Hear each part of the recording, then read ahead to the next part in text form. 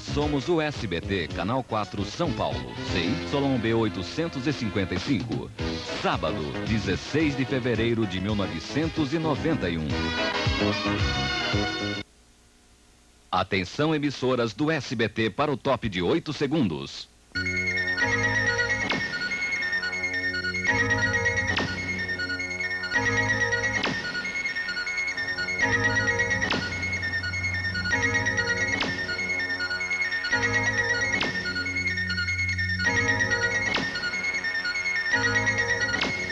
Poupança Bradesco, seu bom negócio de todo dia. E agora? Agora?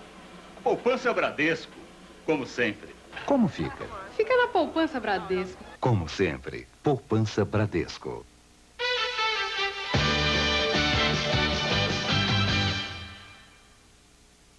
Jô Soares 11:30, oferecimento Ford, qualidade Ford é compromisso e participação. Banespa, forte e completo. Elinho Vicunha, melhor que os outros e mútuo.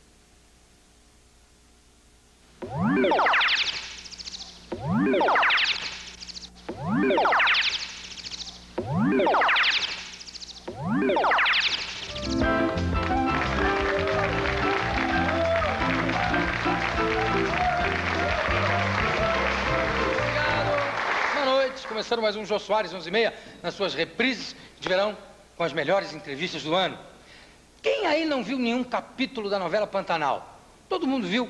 A novela, sem dúvida nenhuma, foi o grande sucesso da televisão no ano que passou. A novela também passou e por aqui passaram vários dos heróis que fizeram a rapaziada suspirar.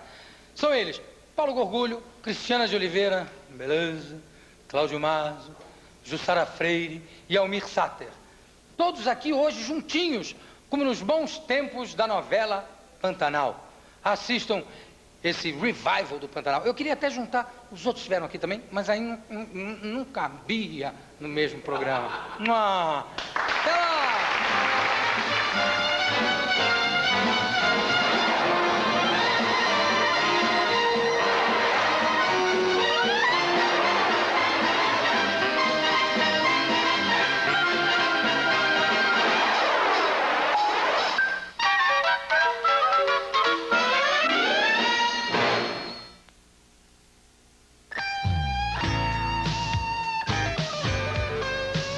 Pampa 1.8, linha 91. Siga este líder. Qualidade Ford é compromisso e participação. Hoje eu queria simplesmente não acreditar. Roberta Miranda, sinônimo de marcas de sucesso, marcas de romantismo, marcas de vendagem. Deixa marcas no tempo e na história da música. É o seu novo LP à venda nas lojas. Um lançamento Consult Video e Continental. Pra chorar, me pergunto o que foi feito de... Isso já aconteceu com você? Acontece com todo mundo. E pior ainda, se é com a camisa nova ou com aquela super blusa de seda. Mas agora você já pode tirar as manchas mais difíceis da maneira mais fácil, rápida e segura. DD7 é o tira-manchas completo importado da Alemanha que limpa fundo de verdade. O novo DD7 possui uma fórmula super concentrada que tira as manchas sem danificar o tecido. Agora, onde está a tinta? Veja como esta blusa de seda ficou limpa e perfeita. Ligue já para 011 135 e receba o DD7 em sua casa. Se suas cortinas estão sujas, DD7 também é ideal para devolver a sua cor original. É só colocar de molho em DD7 dissolvido na água por alguns minutos. E você ainda limpa tapetes e estofados. Você está vendo manchas de tinta, iodo e graxa. É só misturar DD7 e um pouco de água para eliminar instantaneamente estas manchas, mesmo sob as unhas. Agora, imagine uma meia vermelha que mancha toda a roupa branca na sua máquina de lavar. Tinta de caneta, iodo. É só juntar um pouco de DD7 na última água para acabar de vez com as manchas. Super fácil de usar. Faça agora o seu pedido. Ligue para 011 135 e aproveite esta oferta especial de lançamento. DD7 É vendido no Brasil exclusivamente por telefone. E você só paga quando receber o seu pedido. Se você não ficar satisfeito com o resultado, nós garantimos a devolução do seu dinheiro. Por apenas 5.995 cruzeiros, você recebe DD7, o mais completo tira-manchas em sua casa, sem qualquer despesa adicional. Ligue já para 011 135 ou escreva para DD7, Rua Cadiriri 233, CEP 03109, São Paulo. Para chegar a quase 2 séculos em plena juventude, o Banco do Brasil soube viver muito bem cada fase do seu crescimento. Banco do Brasil, um banco sadio, ágil, com muito talento e muito jogo de cintura. O Banco do Brasil tem a juventude de cada um dos seus clientes, qualquer que seja a idade. Banco do Brasil, aos 182 anos, uma lição de juventude. De segunda a sexta, aqui no SBT, TJ Internacional. Hermano Henning comanda o primeiro telejornal internacional feito por brasileiros fora do Brasil. Diretamente das grandes agências internacionais, as imagens e os acontecimentos que são notícia em todos os cantos do planeta. Via satélite, o mundo agora mais perto de você. TJ Internacional. De segunda a sexta, logo após o Jô Soares 11h30, aqui no SBT.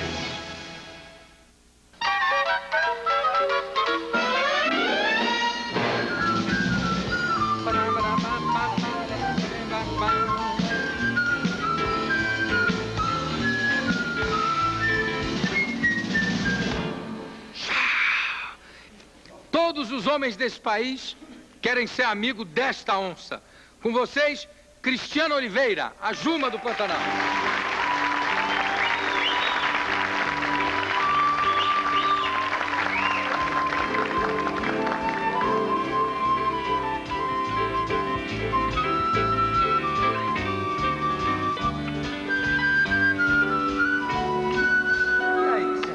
Estou muito feliz que nós já fomos premiados juntos. Pois é, e eu estou super orgulhosa de estar aqui. Sempre quis fazer Jô Soares 11h30. Sempre falar, um dia eu tenho que ir lá. Será que não me chama? Pô, mas eu chamo correndo. E como é que é? É verdade, outra coisa que eu soube que eu achei muito engraçado, muito curioso, é o seguinte. É verdade que você já foi gorda, Cristiana? Ai, meu Deus, já. Fui, com 16 anos eu pesei, 17 anos cheguei a pesar 95 quilos. Que coisa fantástica. Era muito grandona, assim, não era uma coisa desproporcional, né? Eu sempre engordei proporcionalmente, então eu era cheia no rosto, no braço. Era toda gordinha? Toda, mas era enorme, era assim uma coisa enorme. E como é que emagreceu? Como é que foi essa dieta? Que já tá todo mundo em casa assim, mas como é que é essa dieta? Os gordos todos querem saber, eu não, porque eu não tenho esse problema. Mas como é que é a dieta? Hein? Não, como é que é a dieta? Na verdade, eu fiz várias dietas, né? Eu comecei fazendo uma dieta de homeopatia, que inclusive eu concordo com ela, e se eu tivesse que voltar a fazer, que hoje em dia eu não preciso mais, mas se eu tivesse que voltar a fazer, eu faria, que é a alimentação balanceada, né? Quer dizer, são todas... gordura, carboidrato e açúcares e tal, tudo bem distribuído, né, que supra a necessidade do organismo. Mas aí eu comecei a fazer essa dieta de homeopatia e eu lembro que eu perdi, assim, os meus primeiros 3 quilos. Mas eu precisava perder mais 30, mas foram estimulantes, entendeu? Me estimulou a emagrecer mais. Aí eu tentei, assim, todos os regimes possíveis e imaginários, fui a todos os médicos, entendeu? De vez em quando pergunta assim pra mim, ô, Crica, qual é o médico que você foi? Eu falei, não posso dizer o nome de um, porque na verdade todos deram certo, assim, eu emagreci um pouquinho, eu engordava um pouquinho, aí começava outro, entendeu? Eu era meio preguiçosa, aí fui emagrecendo, demorei 2 anos, perdi os... Em 2 anos? 35 quilos, 2 anos. Que maravilha. Agora eu nunca mais engordo, acho que depois que eu tive minha filha, eu acho que meu organismo mudou, metabolismo, não sei, eu não entendo disso, mas deu uma mudada, porque hoje em dia eu como de tudo e... Numa boa? Numa boa. Agora você falou, ô Crica. Crica é o seu apelido? É, meu apelido, desde criança. Apelido de infância? Apelido de infância. E é como todo mundo me chama, né? Eu acho que eu só não assumi o Crica porque... Engraçado, é uma coisa de identidade, né? Meu nome é Cristiana, mas sempre me chamaram de Crica. Eu lembro que toda vez que eu ouvia o Cristiano, eu achava que era bronca de alguém, porque minha mãe, toda vez que tinha que me dar uma bronca, falava, ô Cristiana, eu falava, ai meu Deus do céu, lá vem bomba. Entendeu? Então o Crica era uma coisa próxima, né? Uma coisa íntima, carinhosa. Mas aí quando eu comecei a trabalhar como atriz, eu falei, e aí, como é que vai ser? Eu vou assumir o Crica, sabe? O Crica como sobrenome? Não, porque Crica é meu apelido, uma coisa íntima. Vou assumir meu nome. E aí assumi o Cristiana, que é super bonito, eu sempre achei lindo, é um nome Cristiana. lindíssimo, né? E aí agora tá aí, usei o primeiro e o último nome, né? Que na verdade é Cristiana Barbosa da Silva Oliveira. E aí agora ficou Cristiana Oliveira. Que é ótimo, que é o nome... Ah, eu acho super bonito, me deu muita sorte. E você, tem medo dos bichos do Pantanal? Eu já me acostumei, Jô. Que agora, por exemplo, eu tô indo pela 4ª vez, né? Então eu já me acostumei, porque eu acho que o medo da história toda dos bichos e tal, isso é uma coisa, medo do inusitado mesmo, né? Medo do desconhecido. Quer dizer, você vai lá, você não sabe como agir, aonde mergulhar e tal. Depois você vai se acostumando, porque você começa a conviver com aquilo. Quer dizer, eu acordo todo dia às 5h30 da manhã, vou filmar, tenho cenas de rio que eu tenho que fazer, não tem jeito, entendeu? Então, você cai no rio, chega, ô, meu filho, sai pra lá. Eles têm mais medo do que a gente. Na verdade, o jacaré tem mais medo do que a gente. A piranha, se tiver com alguma ferida, alguma coisa, é perigoso. Mas mesmo assim, eu acho que tem mais na... Mas peraí, só se tiver com alguma ferida que a piranha é perigosa? Só se tiver com a ferida ou com sangramento. Ela se atrai pelo Senão ela não... sangue. Não. Quer dizer que você nada em rio de piranha? Mas muita piranha. Muita piranha. E não levou nenhuma dentadinha, nada ainda? Não levei nenhuma dentadinha, não. E pior que tem tanta piranha que a gente às vezes fica brincando de pescar, assim no meio, né? Tem que fazer uma cena do rio, aí tem que esperar pra cena começar. Aí a gente fica brincando de pesca. O que sai de piranha, ela se debate, a boquinha batendo assim, né? Com aqueles dentes, que piranha é um dente e um rabo, né? Não é não? É aquela bocona cheia de dente? Quer dizer, engraçado, né? Todas as piranhas que eu tinha visto empalhadas, assim, né? Tem aqueles dentes que parece aquele filme Piranha, aquele filme que passou e tal.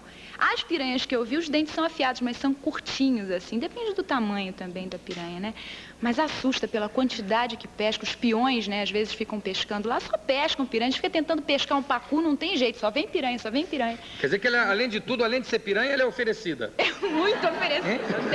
Dá pra burro, adora dar. Adora dar. Tá acontecendo uma coisa muito ruim. À medida em que matam jacarés, o jacaré é o único peixe que come piranha. A piranha come todos os outros peixes, o jacaré é o único predador da piranha. À medida em que dizimam os jacarés, aumenta o número de piranhas, que acaba com todas as espécies de peixe, que atacam as pessoas e tal. Então acontece na época de cheia que as baías atrás da fazenda ficam infestadas muito de piranha. Então você pode cair na água se você não tiver ferimento, mas você não pode parar de se agitar. Porque se você ficar quietinho, ela morde. Corre o risco, não é? Eu quando faço a juma, parece até que é papo, mas não é não. Eu quando faço a juma, eu perco completamente a consciência da crica. Eu passo a ter a consciência da juma. E a juma age por instinto, sabe? Então, de repente, ela teria que ser uma exímia amazona, no caso, eu não sou. Eu sou uma pessoa que tem muito medo de cavalo, dessas coisas.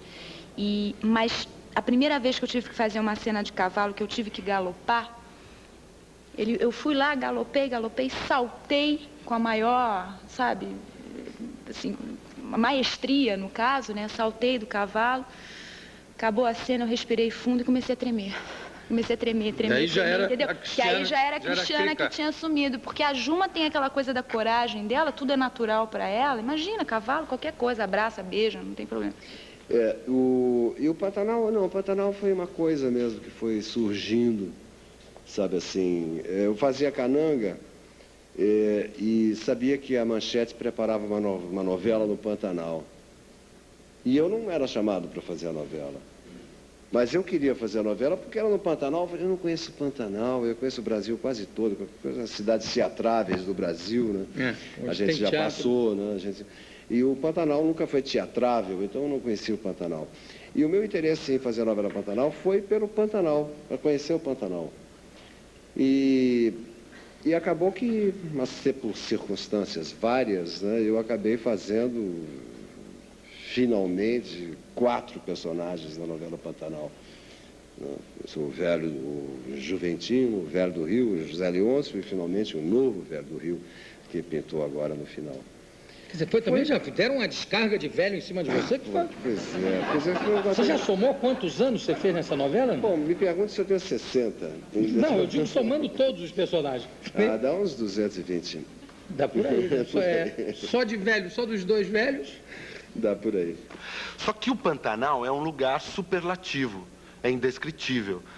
Eu acredito muito em Deus, quer dizer, e eu acho que, não sei, mesmo a pessoa que não acredita, a presença de Deus é constante em cada centímetro de terra, em cada gorjeado de pássaro, em cada luz do sol, à noite, em cada brilho da estrela. É uma presença divina o tempo inteiro. É muito difícil descrever o Pantanal, é preciso estar lá. A novela em si eu já imaginava que seria esse sucesso. Não esse sucesso nessa proporção.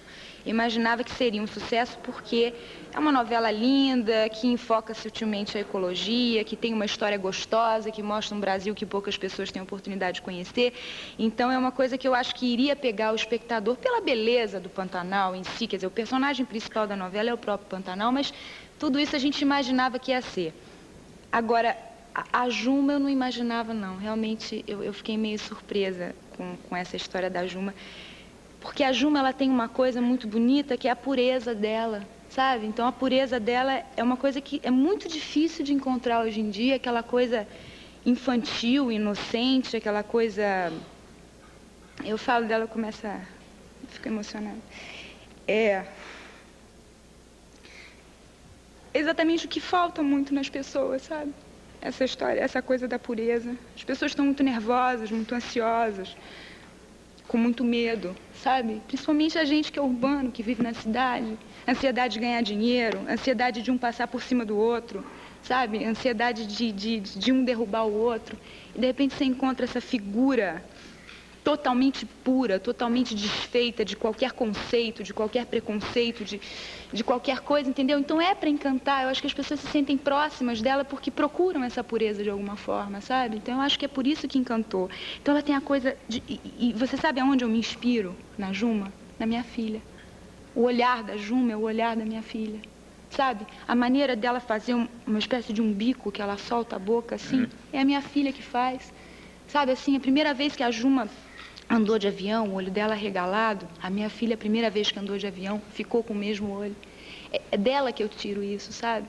Quer dizer, então é uma coisa que eu acho que se a Juma existisse, se estivesse sendo feita da maneira que eu fiz ela também, eu também me emocionaria, porque ela é linda, ela é super bonita, e é extrema, né? Quer dizer, ela tem aquela agressividade dela, mas que é da defesa de um bicho selvagem que não se deixa domesticar, mas quando a pessoa sutilmente começa a querer domesticar, ela se deixa acarinhar, ela se entrega, entendeu? E vira um docinho, vira um bichinho de pelúcia que você tem vontade de dormir com ela, sabe? Então a Juma é assim, eu acho que as pessoas gostam dela por causa disso. Eu fiquei muito impressionada, porque eu sou uma pessoa que sai muito pouco, sabe? Essa coisa toda do sucesso, as pessoas me falavam e tal, eu falava, não é tão assim. Mas agora eu tô podendo, de repente, ter mais contato quando eu fico no Rio, aqui em São Paulo, e eu tô tendo muita proximidade de criança, sabe? As crianças vêm e falam, tia, não vira onça não, tia. Pelo amor de Deus, não vira onça não. Eu falei, eu não vou virar, quem vira é a Juma, não sou eu, sabe? Elas Mas falam... já os homens já pedem ao contrário, né? Vira onça, vira onça. Não, você sabe que... Você sabe que uma vez eu estava em Campo Grande, aí eu estava numa boate, estavam fazendo uma festa pro elenco do Pantanal. Aí chegou um cara pra mim, assim, com a maior seriedade, falou, você quer salvar uma vida? Eu falei assim, quero, por quê? Dança lambada comigo e vira onça, pelo amor de Deus. Cristiana, olha aqui, muito sucesso para você. Obrigada. Dá um beijo em todo o pessoal lá da equipe. Dá um beijo no Benedito, enfim, em todos. Muitos. Parabéns pelo imenso sucesso. E daqui a pouco a gente volta.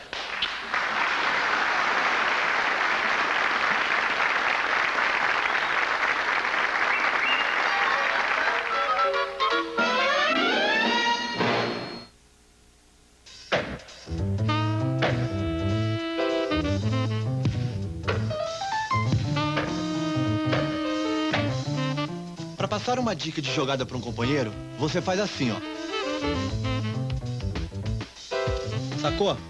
Então eu vou passar para você a dica de uma grande jogada para fazer render o seu dinheiro. Quer ver? CDB e RDB Banespa. As melhores taxas para o seu dinheiro ganhar sempre. Sacou? Aqui há nome macho e caliente. E aqui Ninho Vicuña, que também é macho, pero fresco, delicado, pero não mucho. Ninho Vicuña, melhor que os outros. É mucho. Colinos está dando milhões em prêmios para você. Videocassetes, 13 cadetes e uma casa de 10 milhões. Responda qual creme dental mais vendido no Brasil. Junte uma embalagem de qualquer produto Colinos e mande para Roletrando Colinos, TVS São Paulo 02090. Você participa do Roletrando no programa Silvio Santos e concorre a estes prêmios incríveis. Participe! Colinos está torcendo por você. E eu também! Casas Bahia informam. Agora você compra tudo em 3 pagamentos sem juros. Importante, a entrada você pode pagar até o próximo dia 21. Casas Bahia, dedicação total a você. Quem tá aqui dentro da TV vê cada coisa que acontece aí na casa dos telespectadores. Um empresário procurando executivos. Uns executivos pensando em trocar de emprego. Uma senhora que tem um apartamento para alugar. E um garotão que quer alugar um apartamento, pô. Vocês precisam se encontrar no Classe Folha. Tem uma moça querendo comprar uma casa. E um rapaz querendo vender. Isso tá me cheirando a correio sentimental. Mas tudo bem, meu rapaz. Põe um anúnciozinho no Classe Folha. É baratinho, a moça vai ver. E aí, conversa vai, conversa vem.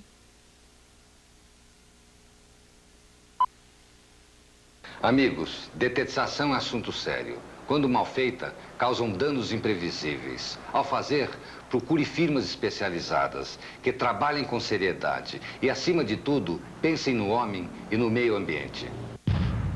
Este homem tem licença para matar. Licença para matar qualquer tipo de inseto.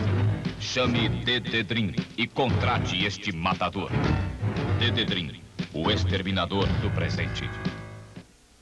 Sábado, 9h30, no Viva a Noite. Que tal jogar golfe com o cantor Nil?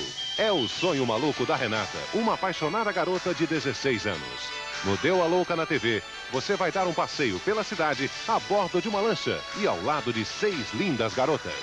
E tem mais. Dominó, Patrícia, Polegar, Beto Barbosa, Sandra de Sá e Jimmy Cliff. Viva a Noite. Sábado, no SBT.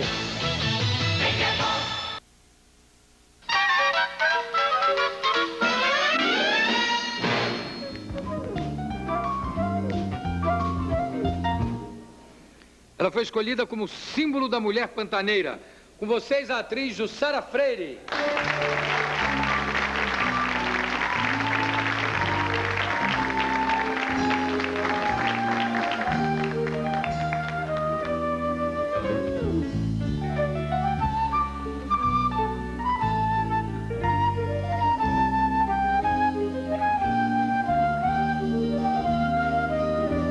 Jussara, você disse no Perfil do Consumidor, no Jornal do Brasil, que o seu sonho era passar um fim de semana com o Jô Soares. Já começou. Fim de semana começa agora. Você já pensou que chato que deve ser passar o fim de semana com alguém que não sabe falar nada? Deve ser, deve ser terrível. Então, passar um fim de semana com o Jô Soares deve ser a glória. Com você, então, nem se fala. Jussara, e esse negócio de símbolo da mulher pantaneira, atriz paulista, assim, urbana, com toda uma tradição, todo Pois é, nascida uma bagagem. paulista, São Paulo, nasci em Santo Amaro. E aí eu costumo dizer até que quando eu nasci, eu sou marginal de Santo Amaro. Quer dizer, ainda não era esse Santo Amaro, Brooklyn, essas coisas que tem hoje. Aí, de repente, sou chamada para fazer a novela Pantanal. E o que acontece? Pintam o cabelo dela assim, já de preto, ela era ruiva, agora ela tá com cabelo preto. Vou pro Pantanal e acontece que esta cabocla filó começa a baixar. E um dia no avião de São Paulo para Campo Grande eu encontrei com umas pessoas que pertencem a uma das sociedades protetoras do Pantanal E aí vieram conversar comigo no avião. Olha, e a gente gostaria de prestar uma homenagem para você, pelo desempenho que você está tendo na novela. E a gente queria, inclusive, saber se você é aqui do Mato Grosso, se você ou conhece o nosso modo de vida daqui, porque eu olha, não conheço nada. Eu acho que esse ator é um pouco mediúnico, né? De repente, tem certas personagens que baixam na gente, a gente não sabe nem como nem porquê. E Filó aconteceu assim. Aí ele saiu, não, porque você tem tudo da cabocla matogrossense. Ô, palavrinha difícil de falar. E aí, o jeito de parar, aquela coisa que eu faço, né, de pôr a perna assim, para descascar mandioca, mexer na cozinha, que é uma coisa que eu, Jussara, gosto, né? Então, de repente, emprestei para Filó. E aí foi aparecendo, e eles querem, de repente, me prestar uma homenagem, o que eu acho um prêmio isso já, dentro da minha participação na novela, né? Ser considerado uma caboclona mesmo, que é bárbaro. Mas é perfeito, você faz aquilo de uma forma brilhante e perfeita. A postura, como você falou, a postura, maneira de falar, as coisas assim, os ciúmes, o negócio de não mexer na tua cozinha. Não mexe, não, aquela cozinha é meu reino, né? É uma coisa intocável. Já que ela não tem o Zé Leôncio por inteiro, então, pelo menos do estômago, ela sabe que é dele. Toma conta. Jussara, e qual é a tua origem? Você é descendente de quê? Olha, eu sou neta por parte de pai de portugueses. Né? Por parte de mãe, eu acho que tem brasileiros aí até uma terceira geração. Me disseram que também eu tenho, parece que meu tataravô materno é alemão, mas não tem nada a ver, né? Porque eu acho que eu tenho uma aparência muito moura, talvez pela influência da invasão moura na Península Ibérica, aquelas coisas todas ali. E tem um jeito, quando você põe ali, se veste de Filó, baixa o Pantanal. Não tem nenhuma ligação de família com o Pantanal? Não, nenhuma ligação. Eu achei muito engraçado o Zé Simão da Folha, ele me chama de Maria Félix do Pantanal. Achei muito engraçado. Mas é mesmo, aquela coisa sensualona. Os cabelos negros que caem. E descalça o tempo todo. Na menina é uma coisa que foi fantástica. Quando eu cheguei no Pantanal, olha, sabe aquele filme Indiana Jones, quem não sabe, né? Quando eu cheguei em Campo Grande, que eu olhei pro aviãozinho, que eu tinha que me dirigir para a fazenda, aquele aviãozinho tipo Indiana Jones, eu falei assim, Jussara Freire em busca do jacaré perdido uma hora dessa, né? Falei, e agora? Aí entrei no tal aviãozinho, depois de 5 minutos estava completamente à vontade, começamos a sobrevoar o Pantanal, que vocês não sabem o que é aquilo. Não, a televisão não mostra 10% do que é aquele maravilhoso, de tão lindo que é. Aí comecei a ver aquele Pantanal, aqueles rios que cortam a... Não é mata, é pântano mesmo, né? Uma vegetação muito diferente da que a gente conhece. E eu comecei a imaginar que aquilo, na verdade, deve ser uma grande sucuri, aquele Pantanal, porque ela te hipnotiza, ela te envolve. Quando você vê, você está dentro do Pantanal. Cheguei lá, depois de uns 5 minutos, a sensação já era tirar o sapato do pé. Começou a me incomodar o sapato. Aí eu comecei a ver aquelas pessoas, todas realmente muito queimadas. Eu sou uma pessoa que pega o corpo muito fácil, né? De repente, já estava eu de Filó lá. E batata, chega no Pantanal, eu não consigo ficar de sapato. Nem para ir no Tuiuiu Dance à noite dançar lambada eu consigo ficar de sapato. Como é que é? Tuiuiu Dance? Tuiuiu Dance. Mas você, quando foi gravar no Pantanal, você já tinha gravado algumas cenas interiores aqui? Nenhuma. A minha primeira pancada de Filó foi diretamente a apresentação lá. Prazer, Filó, prazer, Jussara Freire, e foi lá no Pantanal. Aí cantei um ponto, o Filó já desceu. Baixou? Baixou e pronto. E o negócio de ver gnomo no Pantanal? Ai, gente, as pessoas acham isso que é loucura, mas eu já vi gnomo. Já viu gnomo no Pantanal, Santa? Ai, eu adoro. Conta isso pra mim. É o seguinte, eu sou uma pessoa normalíssima mesmo, né? Não transo droga, nem bebo demais, mas já vi gnomo lá.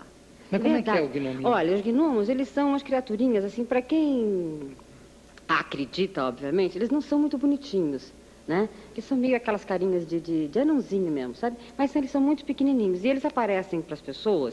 Mas qual é o tamanho? Você fez assim? É assim? Não, eu acho que é uma coisinha desse tamanho, assim. Assim, né? Se você fizer assim... assim. Aí é uma coisa tipo flash. Você olha e fala assim, o que eu vi? Aí você fala assim, não, eu vi uma coisa ali. Aí você olha e eles dão uma espécie de tchau para você, ou de seja bem-vinda. Sabe o que acontece? Eu acredito que no começo da humanidade, antes da gente se tornar essas pessoas absolutamente violentas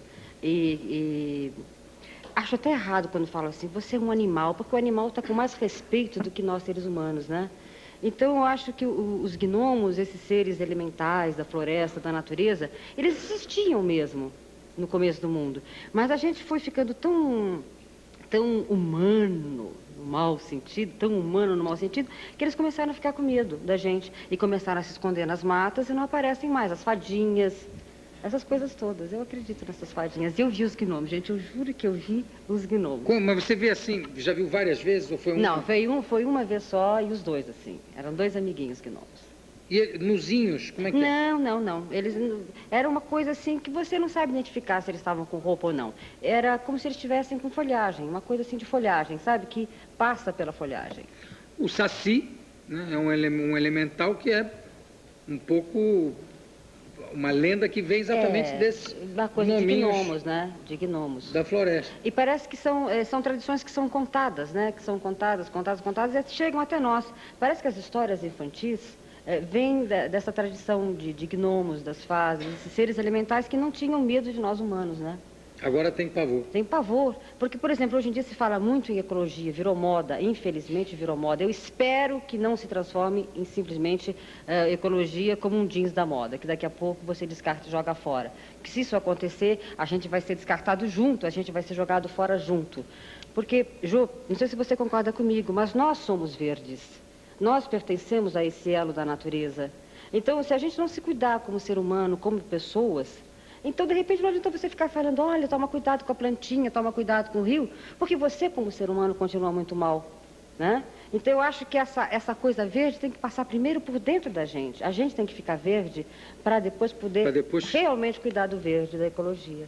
E o livro? Você está escrevendo um livro de receitas? Você que falou que a cozinha... Ai, eu adoro cozinhar. Você levou para a Filó um lado que você adora? Olha, esse dia quando eu for passar esse fim de semana com você, com a Flavinha, eu vou fazer um peixe para vocês divino, porque eu adoro cozinhar. Então é o seguinte, esse livro eu vou ter que esperar um pouquinho, porque eu fiz um trabalho agora, posso dizer para quem? Pode. Para a União. Então eu vou ter que esperar passar a veiculação desse filme para poder lançar esse livro, que é um sonho que eu tenho. Que é o seguinte, livro de receita, acho que tem muito por aí, quem já não entrou numa livraria já comprou um bom livro de receita, né? Mas, de repente, fica uma coisa elitista. Hoje em dia, que cultura já é uma coisa tão fora, completamente de moda ou de qualquer coisa nesse país que a gente está vivendo, imagina entrar numa livraria para comprar um livro de receita, ainda mais esdrúxulo ainda, né? Então, eu acho que eu gostaria de lançar um livro de receitas, mas que fosse uma coisa bem popular. Sabe, que de repente fosse vendido em banca de revista como se compra uma revista de fotonovela, de corte e costura, mas fazer exatamente uma coisa diferente, mostrando para o brasileiro que a gente pode comer melhor do que estão nos oferecendo hoje em dia. Por exemplo, o aproveitamento da comida, o nosso lixo realmente é o lixo mais rico do mundo, né? Você joga, principalmente na cozinha, a gente joga coisas fora que são... cheias de proteínas, de vitaminas, a gente joga fora. Você já ouviu falar que a beterraba, por exemplo, as folhas da beterraba, ela bem picadinha com alho, ela fica deliciosa. E você pode comer com um acompanhamento, como se fosse uma... A folha da beterraba? A folha da beterraba. E tem uma proteína danada. O caldo da beterraba a gente joga fora, não precisa jogar fora. Você pega aquele caldo da beterraba, obviamente não colocando sal na água. Você coloca o sal, se você quiser fazer a beterraba como salada depois. Aquela água, Jô, que foi cozida a beterraba, além dela ser super nutritiva, você pode fazer um pudim fantástico, que é misturando caldo de laranja e maisena. Maisena? Maisena, caldo de laranja e açúcar, a teu gosto. E você aproveitou o caldo da beterraba. Então, a minha ideia de lançar esse livro é exatamente assim, olha, você come mal que você quer, porque você pode reaproveitar aquelas coisas que normalmente você joga fora. O que mais que joga fora assim que dá para reaproveitar? Olha, casca de ovo não dá? Olha, você sabe que a minha avó fazia? Ela torrava a casca de ovo levemente e batia com leite, batia com aquela, nem sei se ainda existe hoje, aquela cervejinha preta horrorosa, que eu não gosto, que eu acho muito amargo, caracu, eu acho. Caracué, e batia a casca do ovo, que também tem cálcio, né? Então você pode bater a casca do ovo, cabeça de camarão. Você sabe que a cabeça de camarão você torra, depois você moe e faz um bolinho, que parece que você está comendo um bolinho de camarão, e de repente você está aproveitando a cabeça. Bolinho de cabeça? Cabeça de camarão. Você tinha que estar no Ministério da Economia, Jussara. Casca de ovo. Casca de ovo. talo de agrião. Caldo de beterraba. E cabeça de camarão. Menino, e outra coisa, você quer ver que fica uma delícia? Eu sei que você gosta de comer bem. A salada de agrião, além de você poder colocar o agrião numa sopa de fubá, você pode usar também o talo do agrião. Bem picadinho, alho e óleo, fica uma delícia para comer com arroz. Então a gente come... Isso é uma cesta básica absolutamente original. Mas eu acho que é uma questão de cultura mesmo. A gente não sabe aproveitar nada nesse país, né? Você vê, a cultura nossa, o que está acontecendo hoje em dia? Ela está considerada lazer. Eu tenho a impressão que a gente está passando um momento tão negro nesse sentido, que cultura nesse país cada vez mais está sendo confundida com lazer. Ir a um teatro, ir a um cinema é a mesma coisa assim, vamos ao Play Center? Sabe? Então, tá por aí, né? E comer também eu acho que está se comendo mal. Cada vez mais, né? Porque as pessoas não têm noção do que pode aproveitar, que está na sua casa e pode aproveitar. Jussara Freire, muitíssimo obrigado pela tua presença aqui comigo. Um beijão no Marcos. Daqui a pouco a gente volta.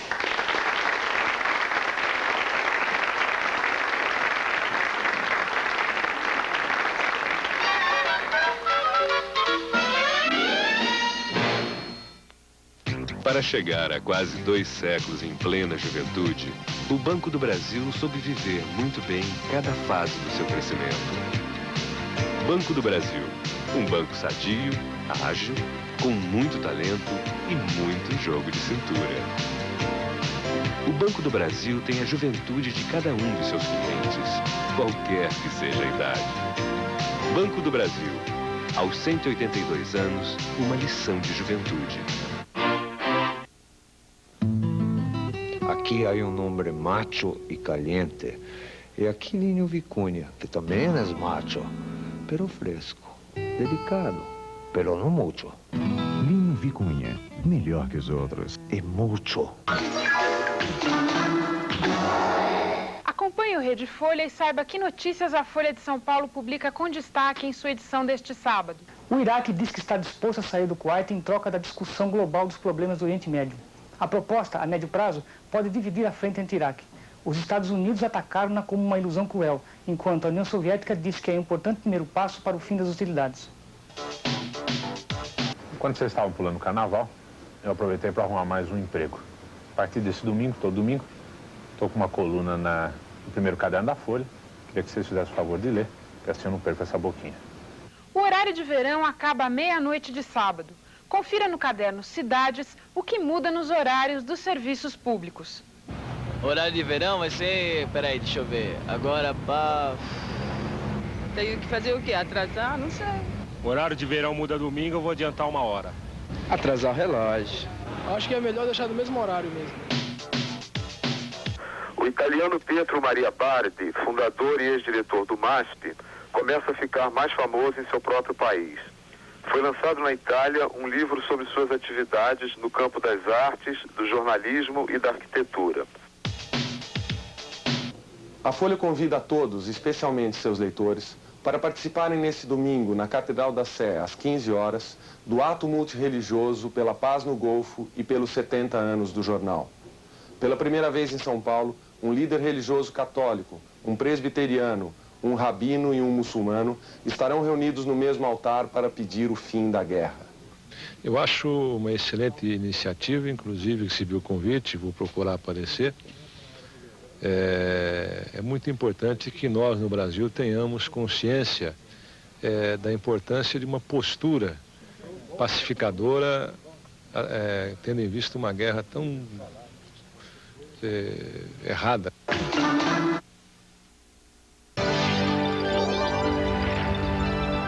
Tem um OVNI no fim do túnel, com preços e condições de promoção. Objeto. Conjunto de jantar Itália, 4 de 41.250.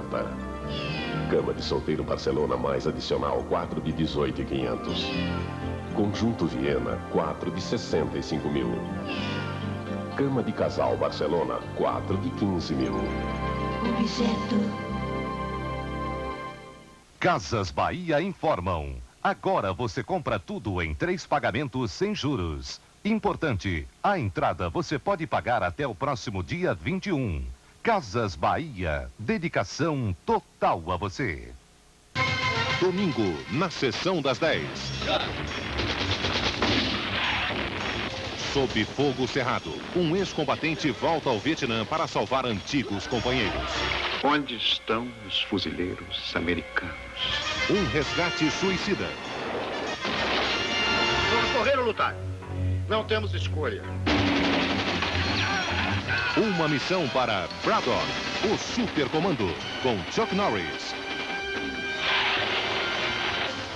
Domingo, logo após o programa Silvio Santos, na sessão das 10.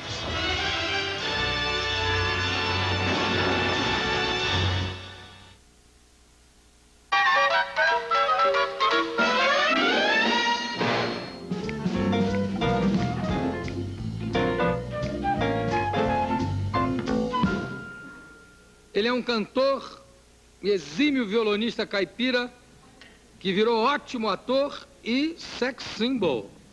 Almir Sater.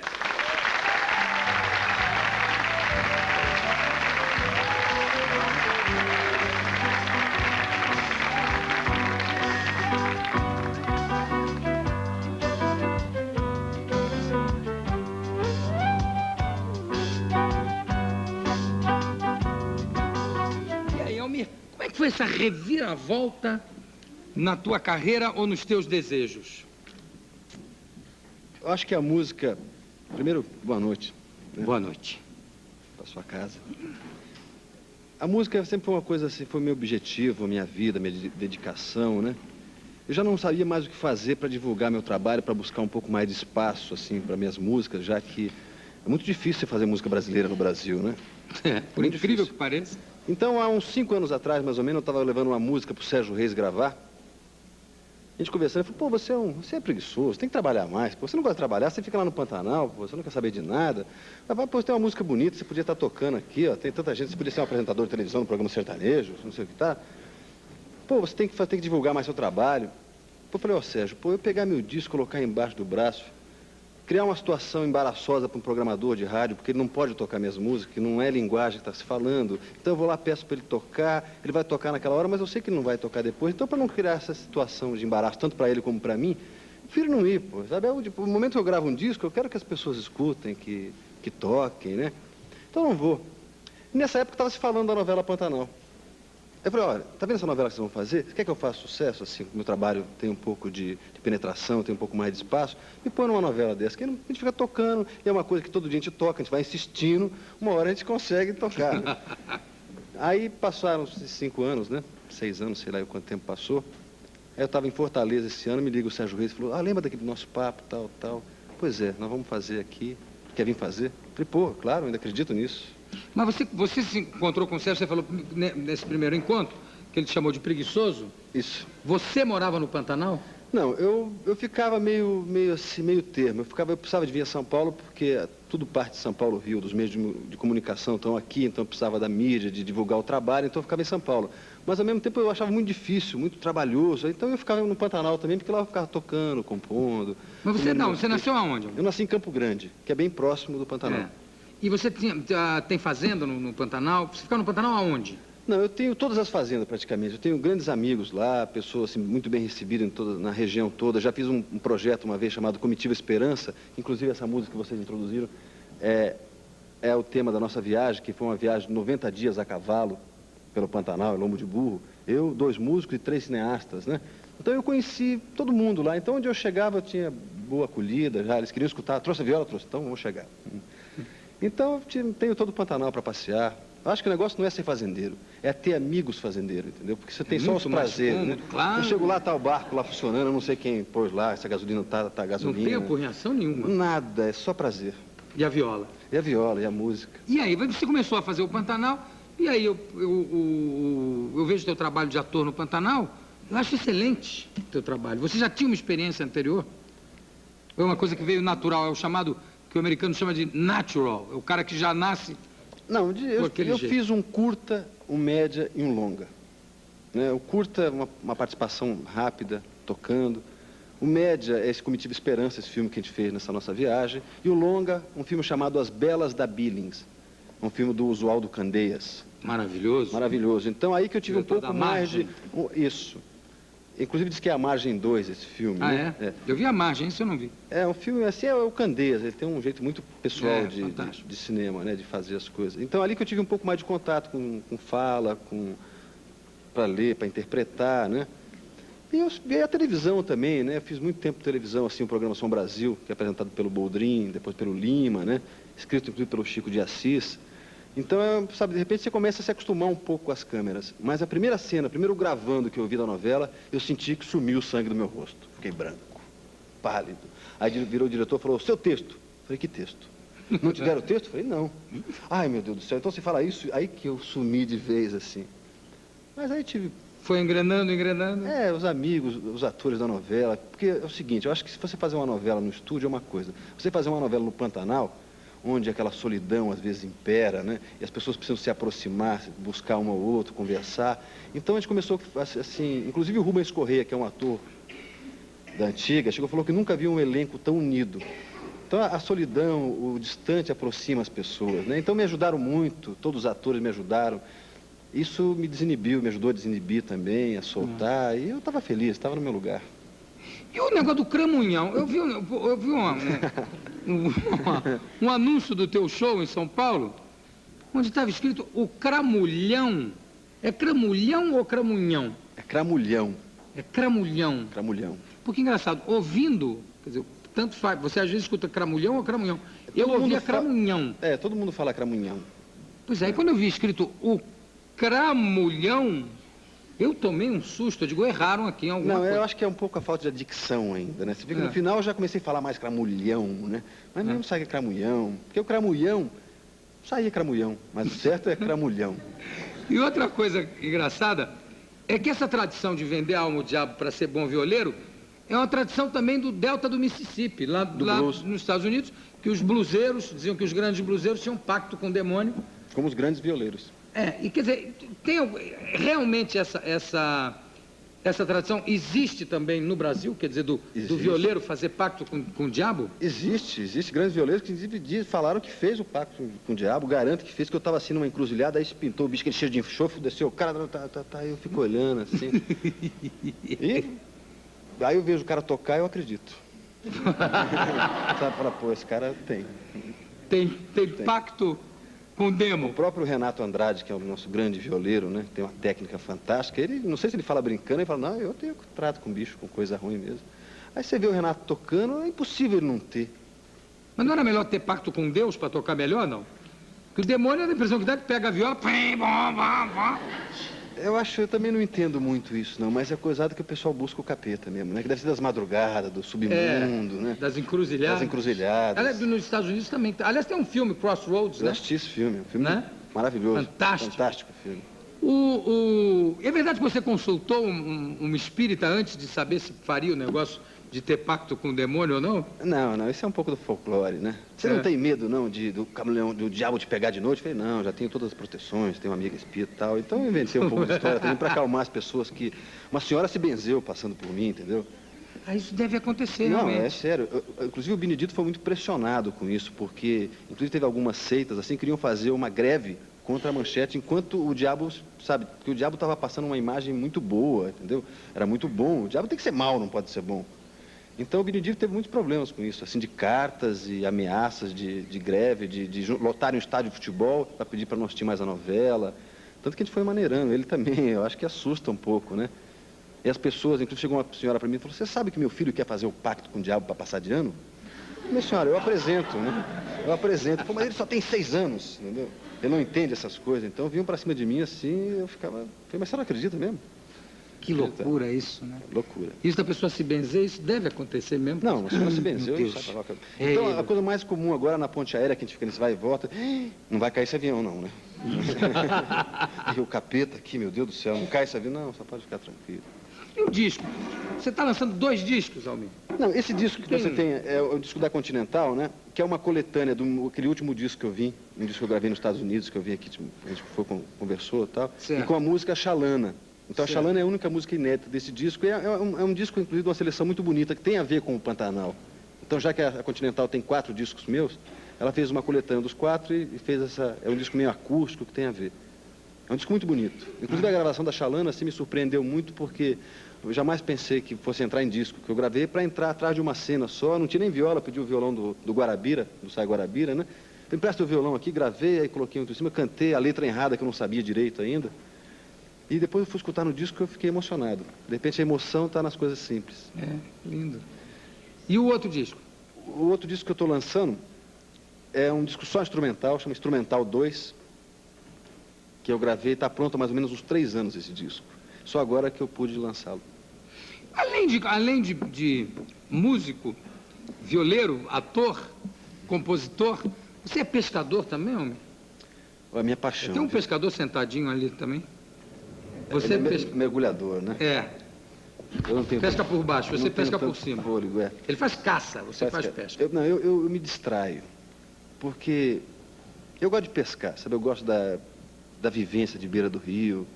Eu não sou muito de beber. No Rio eu gosto de beber, a gente toma cerveja, toma uísque, toma sol. É o único lugar que eu consigo, tenho paciência para ficar assim exposto ao sol, é pescando. Então é um monte de coisa, até fazer música a gente já fez pescando.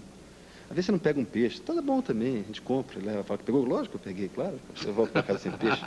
Aí eu faço aquele peixe assado, então já é quase uma oferenda, né? Muitas músicas a gente fez na beira de uma fogueira com o peixe assando.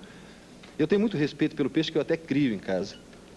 Eu crio carpas coloridas, eu crio tilápia do Nilo, né, aqui em São Paulo.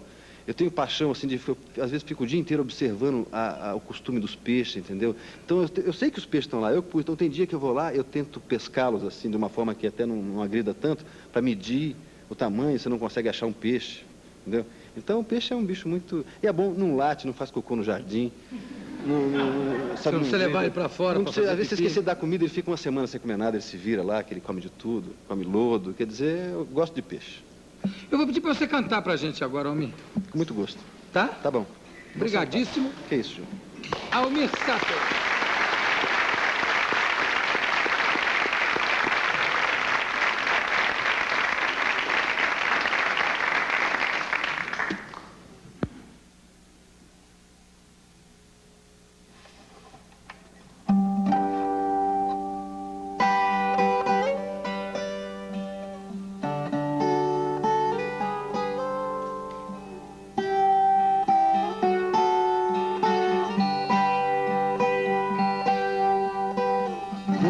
Estrela cai no escurão da noite e um violeiro toca suas mágoas.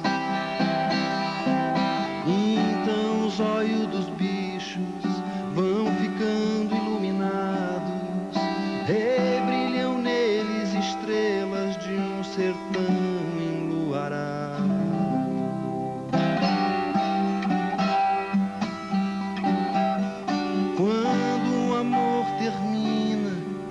Perdido numa esquina e um violeiro toca sua sina. Então os olhos dos bichos vão ficando entristecidos, rebrilham neles lembranças dos amores esquecidos.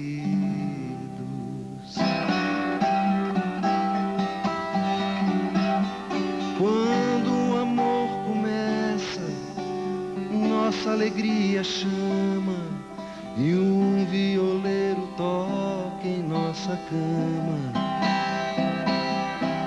Então os olhos dos bichos são os olhos de quem ama, pois a natureza é isso, sem medo nem dó, nem drama. Tudo é sertão, tudo é paixão, se um violeiro toca a viola, o violeiro e o amor se tocam. Tudo é sertão, tudo é paixão, se um violeiro toca a viola, o violeiro e o amor se tocam.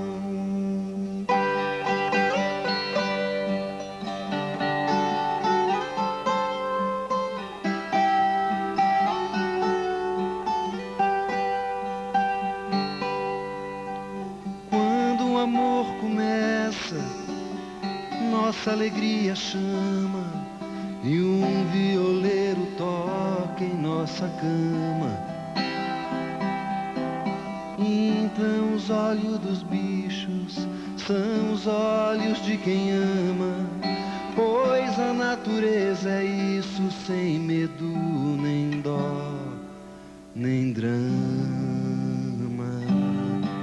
Tudo é sertão, tudo é paixão, se um violeiro toca a viola, o violeiro e o amor se tocam. Tudo é sertão, tudo é paixão, se um violeiro toca a viola, o violeiro e o amor se tocam.